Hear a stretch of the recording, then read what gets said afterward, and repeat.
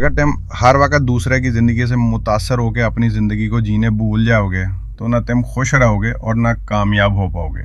ज़िंदगी में जो चीज़ तुम्हारे लिए मुकद्दर है वो तुमसे कोई नहीं छीन सकता, और जो तुम्हारे नसीब में नहीं वो लाख जोर लगाओ नहीं मिलेगा। अक्सर लोग तुम्हें तब तक अच्छे लगते हैं जब तक तुम इनके मतलब के हो। मतलब ख़त्म, ताल्लुक़ ख़त्म।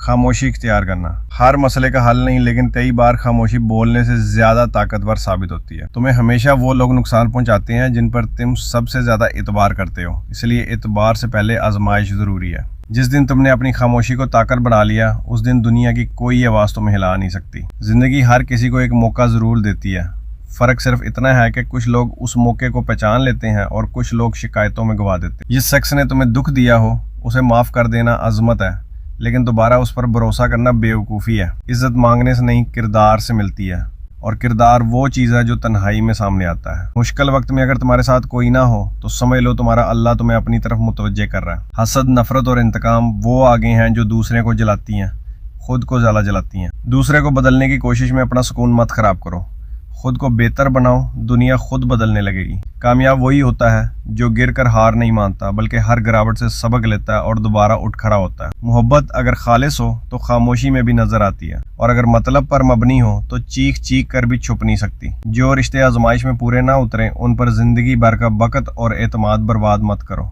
जिस शख्स को तुम हर वक्त याद रखते हो सकता है वो तुम्हें पुल भर को भी याद ना करता हो। सच्ची मोहब्बत एक तरफा कुर्बानी नहीं मांगती। अपने दुखों को लोगों के सामने रोने से कुछ हासिल नहीं, दुनिया सिर्फ तुम्हारे जख्म देखेगी, दर्द नहीं समझेगी। तुम्हारी सबसे बड़ी ताकत यह है कि तुम हर हाल में शुक्र कर सको, क्योंकि शुक्रगुजार दिल में मायूसी के लिए जगह नहीं होती। सच्चे लोग कभी भीड़ में नहीं मिलते,